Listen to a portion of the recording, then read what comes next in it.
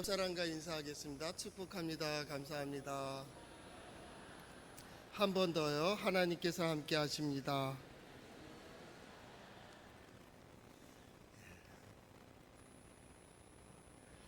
오늘은 우리가 잘 아는 사람을 소개하면서 설교를 시작하려고 합니다.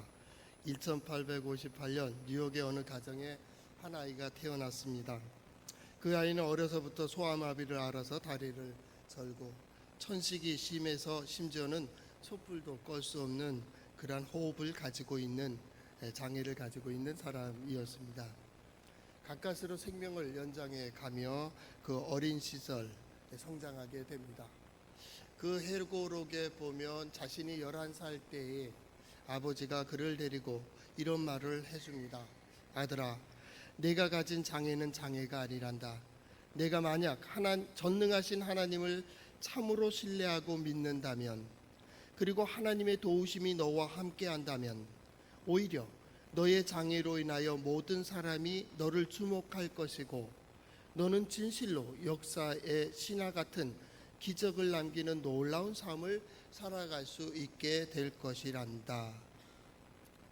그 후에 그는 23살의 뉴욕을 대표하는 의원이 됩니다. 그리고 그 이후에 뉴욕의 주지사가 되고 미국의 역사에 가장 어두운 때 소망을 주고 재건의 힘, 용기를 준 사람이 됩니다. 1906년 노벨 평화상까지 수상하게 되는 이 사람, 이 정도면 모두 다 알겠죠? 테오도르 루즈벨트입니다.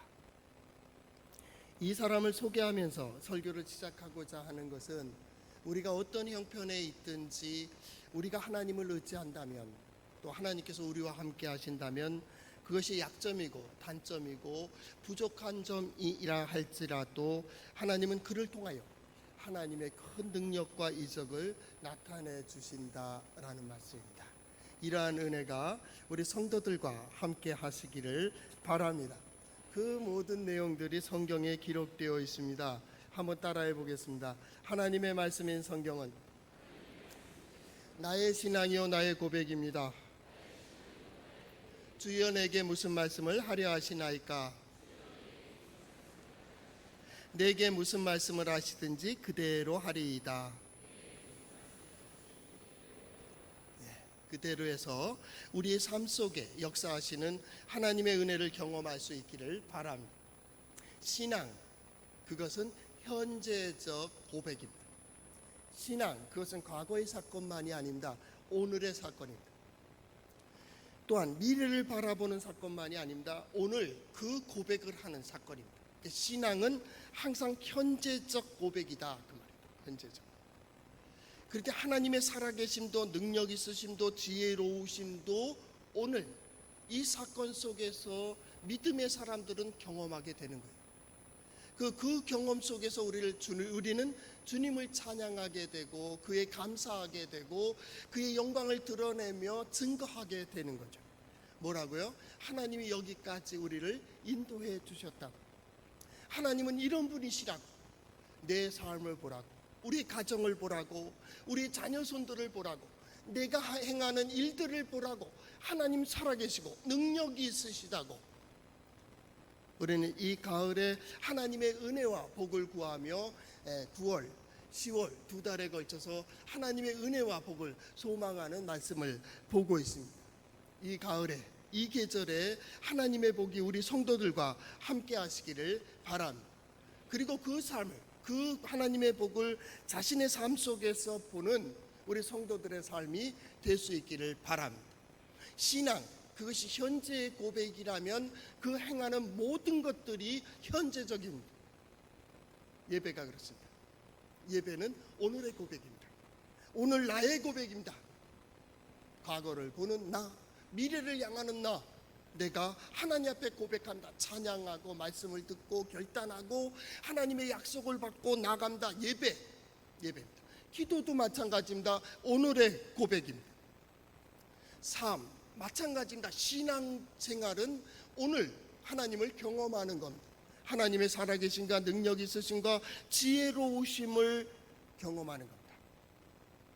우리는 복, 축복, 하나님의 사람 모세의 축복을 살펴보고자 합니다. 축복 역시도 마찬가지입니다. 그가 가지고 있는 경험에 중심이 되어 있습니다. 그 경험 속에서 하나님께서 이렇게 역사하신 것을 봅니다. 경험, 축복, 그것도 현재적 고백입니다. 그렇다면 그가 알고 있는 것만큼입니다. 그가 보고 있는 것만큼입니다. 그래서 축복, 거기에 요소를 보면 경험입니다. 경험하지 않고서는 축복 못합니다. 간접적이든지 직접적으로든지 경험합니다. 보든지 들은 것이든지 그것을 통해서 하나님의 역사를 보든지 사람들의 역사를 보든지 그거로 복은 이거구나 라고 얘기하며 자기 자녀들에게도 너도 이렇게 살으라고, 이런 사람이 되길 바란다고 축복하게 됩니다. 그게 뭡니까? 경험입니다. 경험보다 더 강력한 힘이 있습니다. 많은 경험을 가졌다고 그가 축복을 잘하는 게 아닙니다. 복을 선포하는 것은 아닙니다. 깨달음입니다. 같은 사건입니다. 그런데 누구는 깨닫고 누구는 깨닫지 못합니다. 100번, 1000번을 경험하는데도 아직도 못 깨달아요. 그건 복이 아닙니다. 어떤 일, 좌든지 우든지 선이든지 악이든지 직접 간접 경험을 통해서 이거구나 라고 깨달을 때 힘이 있습니다. 그리고 고백합니다. 자신이 실패했어요. 그런데 그걸 잊어버리고 자녀들에게 그걸 또 요구해요. 뭐만 있으면 된다, 지식만 있으면 된다,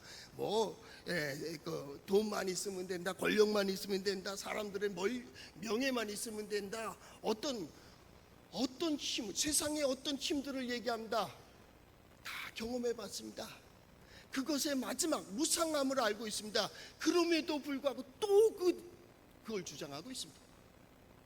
그 아들 어떻게 되겠습니까? 그 딸이 어떻게 되겠습니까? 경험. 많이 했다 그래서 지혜로워지는 게 아닙니다. 지혜도 축복도 신앙도 마찬가지입니다. 깨달음입니다. 깨달아야 됩니다. 하나님께서 이 일을 통하여 이건 안 돼, 이건 돼. 하나님께서 이걸 통해서 이렇게 할 때 역사하시고 이렇게 할 때 도우시고 이렇게 할 때 인도하신다는 깨달음. 이거구나. 신앙은 그 깨달음으로 되어 있습니다. 하나님의 계시의 말씀이라 할지라도 이 말씀을 기록하는 자는 자기의 언어로 기록했습니다. 결국 그 경험의 깨달음입니다. 깨달음으로 누구는 이렇게 됐고 아브라함은 이렇게 했고 이삭은 이렇게 했고 야곱 다윗은 이렇게 살았기 때문에 이럴 때는 하나님이 도우신 거다. 보니까 하나님이 도우셨다. 이럴 때는 하나님이 도우시지 않았다라고 역사적으로 기록하게 됩니다. 뭡니까? 깨달음입니다. 근데 깨달음보다 더 강력한 게 있습니다.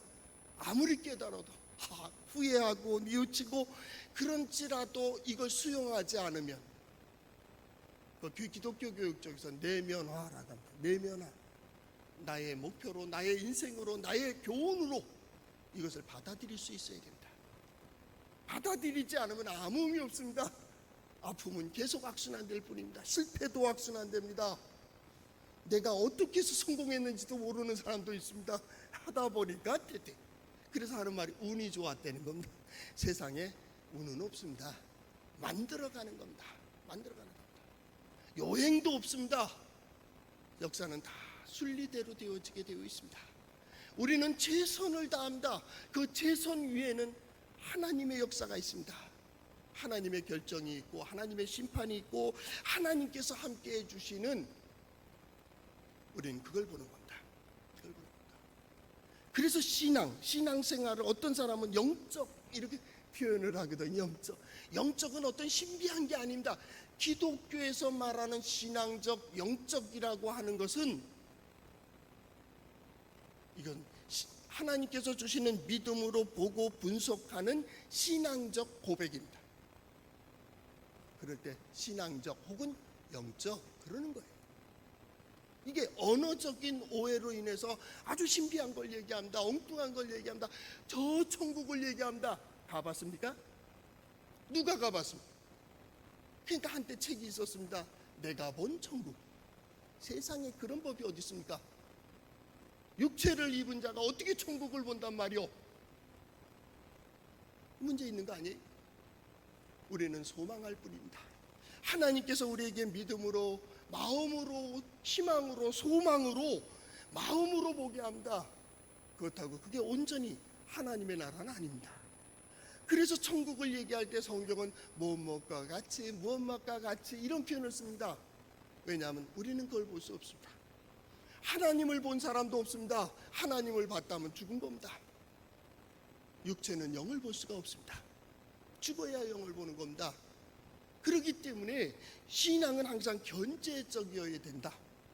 그리고 그 신앙 고백의 옳고 그름은 역사, 오랜 역사 속에서 하나님께서 그에게 은혜를 베풀어 주시고 역사하심을 보며 이거 하나님께서 은혜를 주셨다, 하나님께서 복을 주셨다.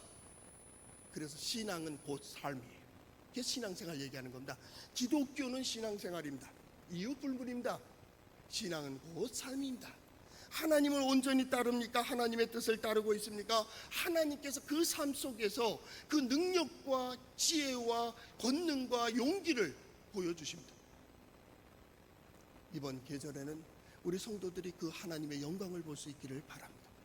하나님께서 이렇게 풀어주시는구나, 하나님께서 이렇게 인도해 주시는구나. 신앙은 곧 현재적인 것이기 때문에 제자들도 마찬가지입니다. 사도들도 선지자들도 계속 하나님께서 보내십니다. 왜요? 그 현실 속에 역사하실 하나님의 뜻을 전하는 겁니다. 오늘 성경 말씀도 마찬가지입니다. 모세는 계속 지파별로 축복하고 있습니다. 그러나 그 지파의 성향과 기질과 성품과 행함과 역사를 보며 물론 축복을 하지만 그 모든 것은 신앙의 경험입니다. 그러니까 모세가 가지고 있는 것만큼의 최선, 최상의 것으로 그에게 축복하는 겁니다. 여기에 축복의 의미는 첫째는 기도입니다. 하나님께서 이렇게 이루어 주시기를, 그리고 기도하는 겁니다. 두 번째는 너는 그런 사람이 되어라, 그 말입니다. 내가 오늘 추구해야 될 현재적 고백은 거기요. 그러면 누가 축복을 잘하겠습니까? 하나님을 경험을 잘하고 하나님을 잘 깨닫고 하나님의 역사를 깨닫고 그 삶대로 산 이들이 축복하는 겁니다. 그래서 야곱이 12아들 놓고 12아들 다 하고 나중에 므낫세, 에브라임까지 축복하는데, 축복할 때 뭐라고 합니까? 내 아비의 축복은, 내 축복은 야곱이죠. 아비의 축복은 내 부여조의 축복보다 낫다, 그런 표현을 씁니다. 부여조가 누굽니까? 할아버지 아브라함입니다. 아브라함의 축복보다 야곱의 축복이 나아요. 왜 그랬을까요? 그동안의 경험이 있어요. 아버지의 경험 플러스 이삭의 경험 플러스 자신의 경험이 있어요. 거기서 무엇이 복인지를 보았어요. 그리고 어떻게 살아간 역사를 보았다고요. 그래서 축복하는 거예요. 넌 지금 그게 문제가 아니야. 이거에서 살아나는 게 우선이야. 그래서 그 장자에 대해서 얘기했잖아요. 너는 죽지 아니하고 살기를 원하며 너는 죽게 돼 마. 내가 물질을 추구하는 것도 환경을 추구하는, 아니, 지금 너는 그게 문제가 아니야. 사는 게 중요해. 그래서 루벤에 대해서 축복할 때 야곱이, 또 모세도 마찬가지입니다. 죽지 않기를 위해서 기도합니다. 넌 죽지 않은 것만 해도 다행이지 않아. 그래서 그 장자권이 다른 사람들에게 넘어갔잖아요. 요셉에게, 오늘은 이제 요셉을 다루니까 요셉에게로 넘어갑니다. 그러니까 이런 모든 문제들을 볼 때 하나님께서 오늘 우리에게 무엇을 주시는가, 이건 중요한 거예요. 우리는 성경을 가지고 있습니다. 성경의 말씀 속에서 오늘 베냐민과 요셉에 대한 축복을 생각하고자 합니다. 그래서 오늘 12절에는 베냐민에 대하여, 그 다음에 13절에는 요셉에 대하여 이렇게 되어 있습니다. 근데 이 두 아들이 누구의 아들이냐면 야곱의 아내 라헬의 아들입니다. 라헬, 그걸 잘 알아야 된다. 누이가 레아입니다. 레아가 하고 라헬 둘 다 아내로 야곱이 받아들였는데, 레아가 아이들을 많이 낳습니다. 또 몸종까지 붙여갖고 아들을 많이 낳습니다. 그러나 라헬은 아이를 낳지 못합니다. 그러니까 어떤 행세를 못하는 거예요. 옛날 그 일부 다처제에서 말입니다. 하지 못하니까 하루는 야곱에게 라헬이 얘기합니다. 여보, 쉽게 말하면 여보, 나도 아이 좀 낳게 해줘요. 이렇게 이제 얘기합니다. 창세기에 보면. 그랬더니 야곱이 뭐라 그럽니까? 내가 하나님을 대신하니까. 생명은 누가 하나님이 주시는 건데 역사도 누가 해요? 하나님이 하시는 거예요. 그런 의미에서 보면 오늘 태어나서 오늘 이 자리까지 오신 모든 분들은 하나님의 선물인 줄로 믿습니다. 하나님이 주신 선물의 가장 중요한 의미는 기회라는 겁니다. 하나님께서 사한다는 기회를 주신 거예요. 오늘 예배하는 자로서의 기회를 주셨습니다. 말씀을 들은 자로서의 기회입니다. 이제 나아가서 여러분들은 행하게 될 겁니다. 어떻게 행할 거예요? 그는 여러분의 역사를 만들 거예요. 그게 뭐예요? 내가 하나님을 대신하리까 하는 그 말을 들을 때 라헬이 조금이라도 위로받고 싶었지만은 위로받지 못하는, 그래서 늦둥이로 태어납니다. 야곱이 아버지 집을 떠날 때 거의 70세입니다. 그리고 삼촌 집에서 그 10몇 년 또 20여 년 살다가 오는 거예요. 이게 나이가 많단 말입니다. 요셉을 낳았어요. 요셉이 얼마나 귀하겠어요. 사랑을 받죠. 어려서부터도 야곱은 요셉을 특별히 사랑했습니다. 물론 그 엄마 라헬을 특별히 사랑했기 때문에 그럴 수도 있고 늦둥입니다. 요셉이. 그러니까 항상 옆에다 놓는다. 옆에다. 근데 이 녀석이 어려서부터 아버지 사랑받는 법을 아는 거예요. 그러니까 형들한테 미움거리가 되고 시기거리가 되지만 아버지에게는 사랑을 받는다고. 저는 이 말씀을 묵상하고 또 옛날 때 성경 공부하고 들으면서 그런 생각을 해. 잘 되는 이들은요, 부모님의 사랑을 받아요. 또 어떤 역사들을 보면서 그 가정사역이라고, 제가 치유 목회를 했잖아요. 병원 임상 목회를 했기 때문에 거기에 사례들을 보니까 어려서부터 이렇게 사랑을 받고 사랑받는 법을 잘 배운 사람들은 나이가 들어서도 사람들한테 사랑과 존경을 받는데, 거기에 무슨 글이냐면 늦둥이들이 그래서 잘 된대. 걔네들은 아픔보다도 사랑을 많이 받았기 때문에 사랑받는 법을 안 돼요. 하여튼 그렇게 됐어요. 뭐 상황이 다를 수도 있겠지만 특별히 그가 사랑했어요. 요셉이 형제들에게 의해서 팔려가고 죽었다는 소식을 들었을 때 아버지가 금식을 하면서 차라리 죽고자 하는 마음을 갖습니다. 그만큼 요셉을 사랑했어요. 그게 요셉입니다. 또 하나는 베냐민이 나옵니다. 베냐민은 이 사랑하는 아내 라헬이 마지막으로 낳았고 낳으면서 죽은 거예요. 그게 누구냐면 베냐민입니다. 그래서 베노이, 부르짖었다, 고통이다 그런 표현입니다. 그러니까 아이를 낳고 엄마가 물어봅니다. 아이가 어떻게 됐나 그랬더니 아들이다 그런 말을 하고 베노이, 그래서 이름이 베냐민이 된 거예요. 그러니까 엄마의 생명을 대신한 거예요, 이 아들이. 그러니까 야곱이 얼마나 사랑했겠어요. 그러니까 요셉과 베냐민을 사랑했어요. 그런 것 같아요. 우리도 우리의 자녀들, 우리에게 속한 사람들을 좀 사랑을 많이 줬으면 좋겠어요. 아픔을 가진 사람들은 언젠가는 그 아픔에 한풀이를 해요. 그 심리적으로 보면 이 한풀이 하는 사람들의 대부분이 그 상처를 가지고 있어요. 그 상처가 숨겨지고 골다가 터지는 거예요. 이 나라와 민족도 마찬가지입니다. 나라와 나라의 전쟁은 작은 일로 터지는 게 아닙니다. 물론 작은 게 도화선이 되기도 하지만은 그 양국 간에 어떤 아픔을 가지고 있는 거예요. 그래서 언젠간 봐라, 그리고 폭발해 버린다고요. 그러니까 아픔이라는 게 그래요. 어떤 사람은 어려서부터 돈에 한이 맺힌 사람은 돈 조금만 벌면 행세해요. 어떤 사람 권력이라는 거 있잖아요. 동네 반장만 해도 큰 소리 치고 다녀요. 나 그거 이장이 그렇게 힘이 센지 몰랐어요. 그 이천에 우리 고향인데, 물론 우리 족갑벌 되는 사람이 하니까 좋은데, 그랬더니 동네 사람들이 거기서 거기 사이에 동네 사람들이 어느 집 이렇게 장례를 지나가는데요, 하는 벌초하러 갔는데 거길 못 지나가게 하는 거예요. 이장이 따가서 못 지나갑니다. 그랬더니 진짜 못 지나가요. 진짜. 이장 끝발세요. 옛날 완장이라는 책이 있었잖아요. 완장이라는 책에 생각이 났어요. 완장 하나 채워주니까 세상 높은 줄 몰라요. 이게 왜냐면 한풀이에요. 권력에 약한 눌렸던 사람은 조그만 권력 가져도 그냥 큰 것 같이 생각하고 그 한풀이를, 아픔이 한풀이를 해요. 그런데 중요한 것은 요셉과 베냐민은 사랑을 받은 존재예요. 두 지파예요. 근데 오늘 성경 말씀 보면서 이상하지 않아요? 요셉이 형이잖아요. 베냐민이 동생이잖아요. 그런데 베냐민이 먼저고 요셉이 후에 나와요. 여기에 대한 해석이 여러 가지로 나와 있습니다. 그래서 이제 성서 신학을 하면서 연구하면서 보는 입장은 지파의 문제입니다. 요셉 지파라는 걸 들어보지 못했을 겁니다. 요셉의 지파라는 것은 없어요. 베냐민 지파는 나와요. 이 예루살렘 중심으로 한 베냐민 지파입니다. 베냐민 지파는 있지만은 요셉의 지파라는 것은 없어요. 그런데 성경에 보면 요셉이 장자의 몫을 받아요. 두 몫을 받습니다. 두 몫이 뭐예요? 애굽으로 팔려가서 낳은 아들 둘입니다. 므낫세와 에브라임입니다. 므낫세라는 말은 뭐냐면 잊어버리게 됐다, 보상됐다 그 말입니다. 이전에 아버지의 짓과 이전의 고통의 모든 것을 잊어버리게 됐다. 이 아들을 므낫세를 보면서 그는 그 생각을 하는 거예요. 그래서 이름을 므낫세 그랬다.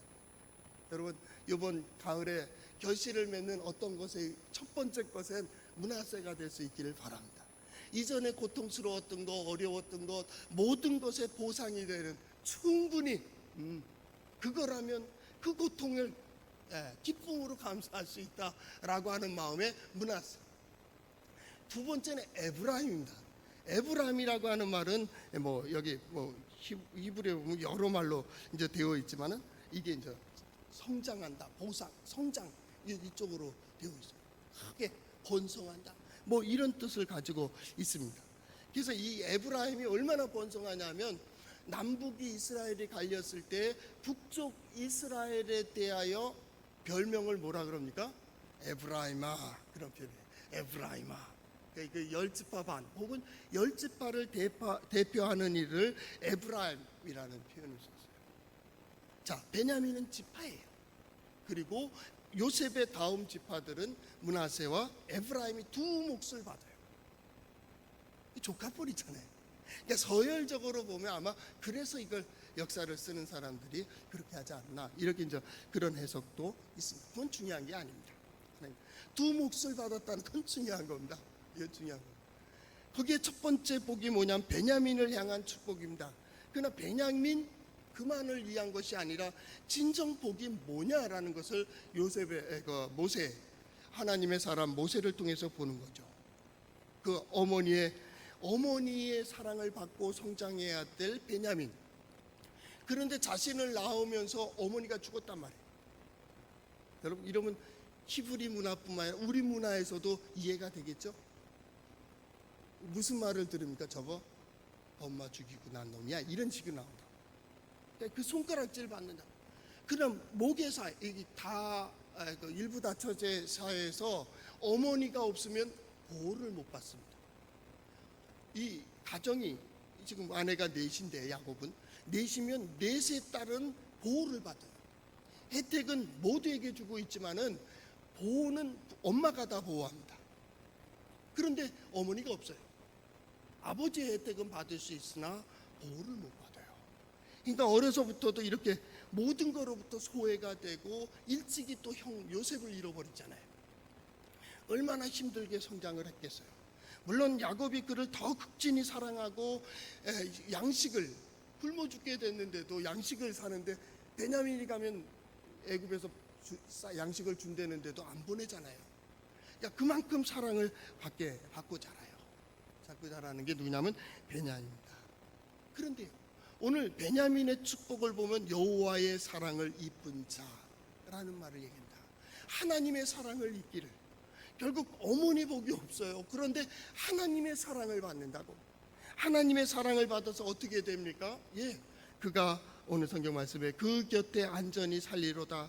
여호와께서 그를 날이 마치도록 보호하시고 그를 자기 어깨 사이에 있게 하시리로다.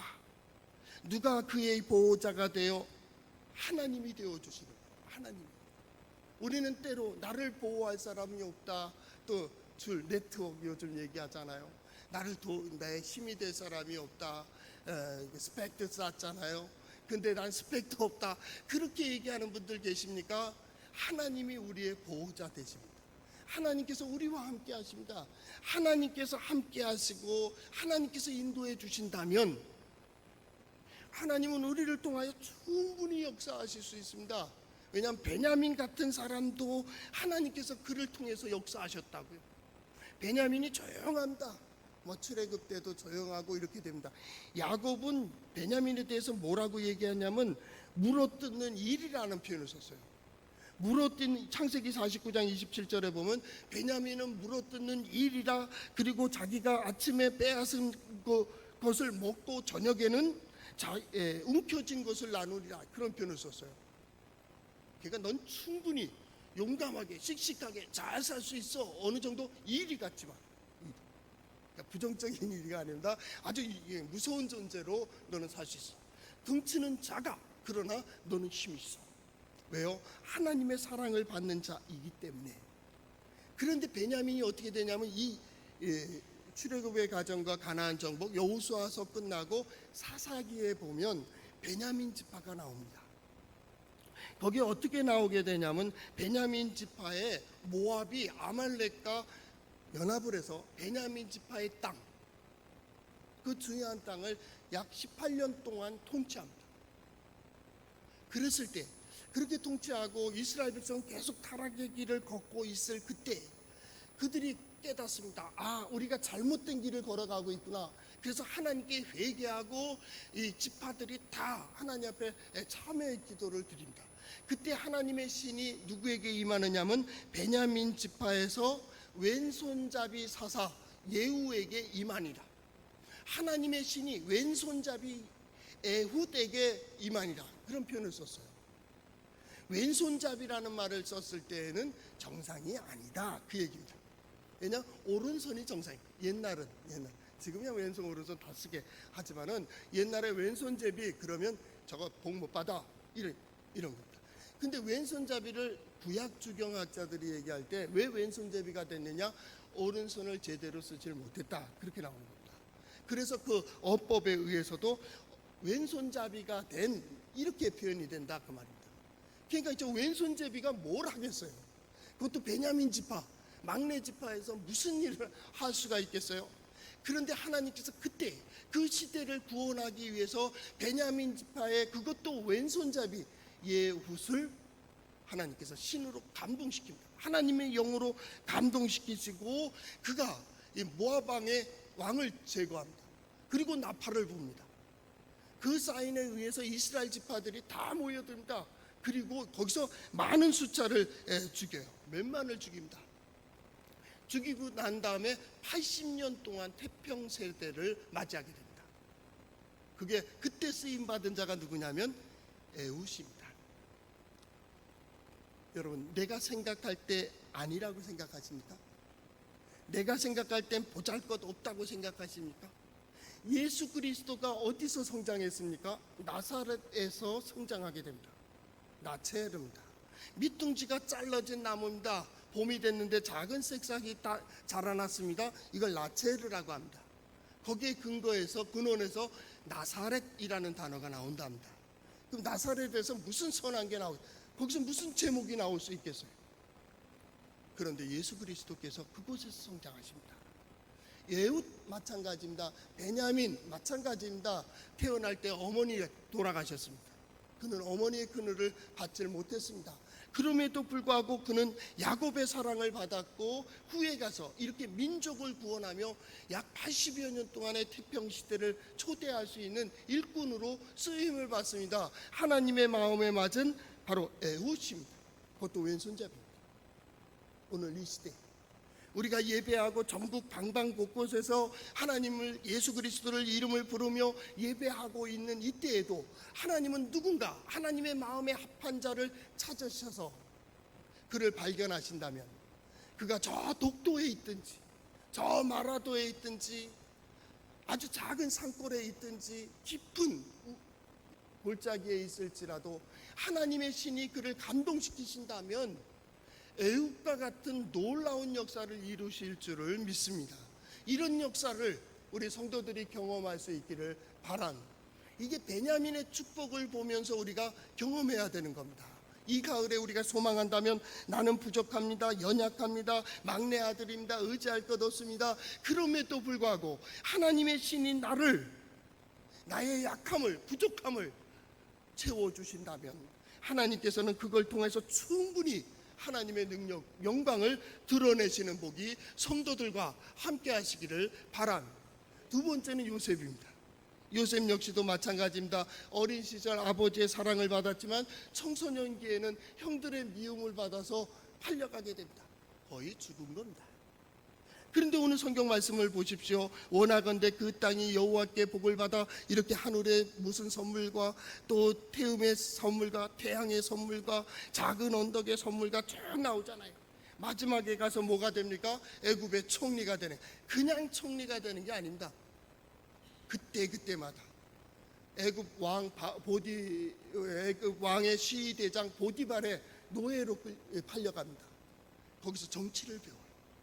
그냥 노예로 원망하며 불평하며 산 요셉이 아닌 것 같아요. 그 정치력을 본다면 그가 어디서 그걸 배웠겠느냐. 그가 하나님께서 그 모든 순간순간 역사하실 때에 하나님이 함께 하심으로 그가 형통한 자가 되어 그 주인을 섬겼다. 성경은 그렇게 말씀하고 있습니다. 창세기 39장 1절에서부터 10절까지의 말씀입니다. 총리가 되었어요. 그는 어려서부터 꿈을 꿨습니다. 꿈은 꾸고 싶어 꾸는 게 아닙니다. 근데 꿈을 따라 살아서 꿈을 이루었습니다. 오늘 우리 예배하는 우리 성도들, 형제들에게는 소외될 수도 있고 사람들에게는 왕따가 될 수도 있고, 그러지만은 하나님께서 함께 하심으로 형통한 자가 되고, 그때 주인이 보니까 여호와께서 그와 함께 하셔서 모든 일에 복되고 형통하게 하심을 보았더라 하는 것처럼, 오늘 우리가 구하는 은혜와 복은 바로 그런 복입니다. 여러분의 삶을 통하여, 나의 삶을 통하여 나 자신을 보고 우리 자녀들 보라고 우리가 한 것이 무엇이 있어요? 하나님께서 예쁘게 보시고 하나님의 마음에 합하게 보시고, 그래서 은혜와 복을 주셔서 이런 은혜를 받게 되었다고. 이 가을에는 그런 은혜와 복이 함께 하시기를 바랍니다. 기도하겠습니다. 사랑의 주